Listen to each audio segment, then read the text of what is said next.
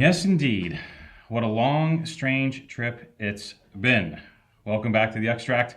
I'm Kyle Meyer, and next to me is, you may not know the guy's face, but his name's been on the back of many of the greatest bottles ever imported in the United States. Your last name. Almost, yeah. Yeah. Almost. When do you get to put your name on the back? Never gonna happen. Okay, sorry I even asked, man. Hopefully it's not like, a bitter thing between you and the old Never. man. No, not at all. Just respect. 100% respect. John Junguenet in the house. What a pleasure, man. Thanks for coming. Having me, Kyle. Good to see you, man. Greatly appreciated. John's old man's a guy by the name of Alain, although many folks here call him Alan. All your old man did was pretty much pioneer the southern road in the United States. Yep. Right? Yep. That's a little something. That's kind of important, I'd say. It's having deep roots in the road already. My grandmother being from Avignon originally, that's where it all began. Okay, hold on, rewind. Okay, so there's going down here. Okay, because I was going to ask you, what happened here? What drew him down? Yeah. So basically, we're from Fontainebleau. My dad's from Fontainebleau originally, which is just south of Paris. Okay. My grandmother, his mother is from Avignon. And so she grew up in Avignon, born in Ecuador, but her parents were both journalists. It's a great, roundabout thing. It's very simple to follow. But after a long career in race car driving across Europe, mostly in France, all rally car, so my dad's cool points are up at an all-time high already to begin. He decided after my mom, I was born in France, they tossed a coin literally, did we go stay in France or go to the US for her job? She's American. And they decided we're going to do the U.S., so my dad tried to find something he can stay in contact with France. And he decided, I will try my hand in wine. Wasn't a wine connoisseur whatsoever at the time. Okay, so your dad was he was a race car driver. He's like, I did that, I can do this, I can do wine. Wine can't kill me. Right. So bit by bit, he had a lot of friends in the Beaujolais. And then he contacted friends in there, see if they wanted to be exported. They said, absolutely. He sent about 100 faxes out at the time. Telex at the time. Our telecommunication technology turns your phone into a computer terminal.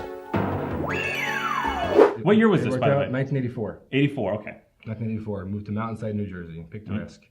And once he was in the Beaujolais, that was doing very well. Found some other, by traveling nonstop, basically. So he was going a lot, when you're growing up, but he was creating something on his own, He was drawn down to Avignon, just knowing that his mother talked about it a lot when he was younger. And Burgundy was, it was taken. It was spoken for, really. The great producers were hard to find. Bordeaux, again, also spoken for, really. You had an open market there. So he found himself in Avignon, knocking on doors, and the people were very warm and inviting. And he found the wines to be incredible values as well. And so bit by bit, he just began working with these great producers. And actually, the wine we're having today, the Bosque du Pape here, is the first winery in Chateauneuf du Pape that he began importing with the 82 vintage. And we worked with the father and now the son all the way through. So, in our family, we're linked very closely to these producers in the Rhone Valley, but across France as well, with other regions. But the Rhone Valley is obviously what we're known for. I can't even comprehend at the time, because the fact that these wines as entities in America were essentially non-existent.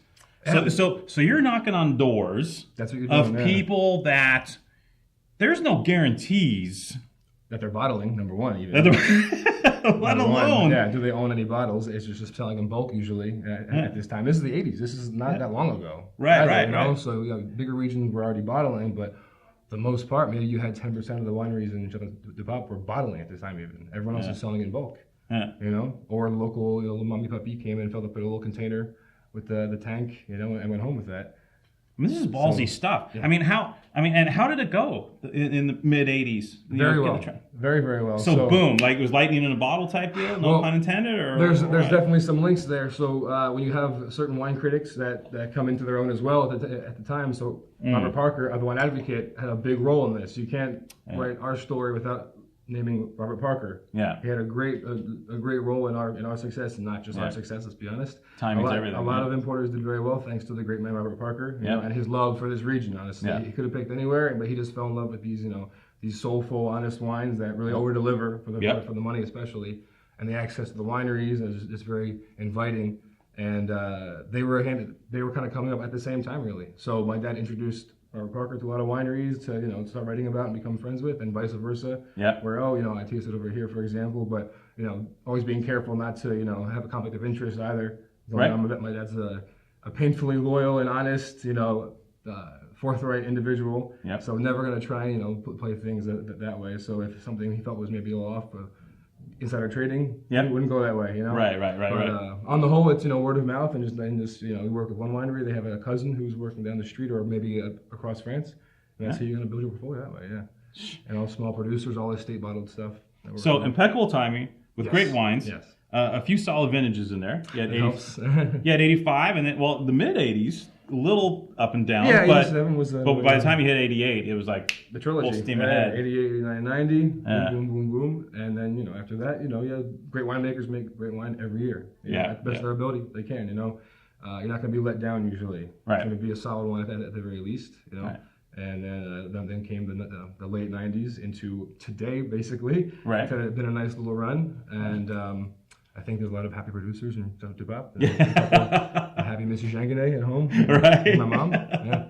So what happens with the next generation now? Because you're growing up as you jump into the business after your old man. You're kind of jumping in with the next generation of producers. Are you seeing a lot of folks kind of want to status quo, do the same thing? If it ain't broke, don't fix it? Or do you see people tweaking, working? Because the raw materials, right? Absolutely. First of all, I mean, Chateauneuf is basically ground zero for some of the greatest old vineyards of quality raw materials in the world. France, in the world even, yeah. I'll take that, yeah. So no, but seriously, so you got that. Yeah. Right. So you can't really screw with that. It's not like all these guys are going to be ripping out 100-year-old vine Grenache and putting Merlot in the ground tomorrow. No, right? not quite. So the next generation, are they talking about making their stamp? Are they talking about forwarding tradition? What are their thoughts? You have all of that, everything in between, honestly. You have a lot of schisms, a lot of, big families that splinter off into 5 different wineries because, things come to a head at times. It's just family drama. These things happen. Yeah.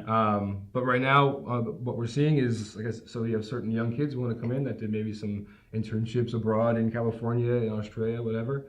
They might try some things out, with the rosés, for example, more harvesting at night. They're introducing, but on the whole, the wineries that we work with, there's not a big swing and change of A quality or B style really from the father to son or mother to son or father to daughter, for example. They're trying if it's working, there's not a big of a change, honestly, unless it's needed really. Right. And we haven't seen. There's a couple wineries that have made big changes. When you saw, to take one winery that we don't work with, but Domaine Pégao, great winery that the father he's just seat of his pants, old-time farmer. Yeah. Like, was making good, solid wine, but, was kind of running the winery not as a business. And then came Laurence. And she did a great job. Absolutely, yeah. So she came in, changed what she needed to change, but the wine didn't change. Right. That's the most important. The wine didn't change, but how things were run was the most important thing. Right. Well, and actually, let's talk about a couple of the wines not changing. Because in your book, I think maybe it's coincidence, but you have a few of these guys that are really stick to their guns type cats, right? Because some of these guys are making multiple cuvées now, which is cool, totally cool. If you got the raw materials to make 4 great wines in your property instead of 1, God bless you, right? But you also have a couple of these cats that are just sticking their guns and making 1 wine, which we love, absolutely. Yeah, and those folks are looked down as the oddballs almost. It's like kids today. If you have tattoos everywhere, you're almost normal. And everyone who has no tattoos, you're unique. These days, So what you saw since '98 really was a plethora of wineries that were making more and more cuvée, micro cuvée, because to be honest, it got nice press. It got the winery name out there. But I think people are kind of curtailing that now and coming back to making 1 wine or maybe 2 in top years. You'll see that because they saw those bigger wines that were kind of singular are now 10 years out, maybe not drinking so well, didn't have the same longevity of these wineries putting all of their fruit into 1 basket, Yeah, that's really fascinating because this is something, because it's funny, right? Because you got a 100-year history, but it's something that they've really never done before. Right, exactly, yeah. So you almost don't know. And that sample of 12 years maybe was a little short, but I think it was enough for most people to realize, okay, maybe that wasn't the best idea, because for the last 100 years they've been making this wine this way, and it's worked pretty well. Right? Like pretty well, So you got some people maybe almost working backwards. Exactly. So certain folks, when you're a young kid, you like maybe some bigger, rounder, sweeter wines, huge cabs, what have you, big tannic monsters, and then over time, it's a trend. Not everyone's this way. You maybe come back to the old world and maybe some Burgundy, some Pinot, as opposed to some, and you still enjoy other things, but you can, you kind of mellow out a little bit. Right. And part of it might have been like the next generation making their mark, right? Potentially, but it's kind of like, you know what? Maybe the old man has act together. Absolutely, yeah. To keep things going, to keep the family business going as well. Because what you took over, like I'm, doing with my father, no pressure, right? He did a great job, and made a great name for himself. But you want to do a bang up job because what he did worked. Yeah. So you can't shake things up right away and expect it to take off overnight either. Right. So you can keep testing it out, and people changing their winemaking ways with stainless steel tanks, with destemming, not destemming, what have you, using vinifying different parcels by themselves or co-fermenting things. So everyone's doing things differently, and doing tests along the way, and things will always be tweaked here and there. Right. Well, that's the next question I was going to ask you is, moving forward with the Chateauneuf, what do you see? I mean, is everyone just going to kind of stick to their guns and kind of like stay the course?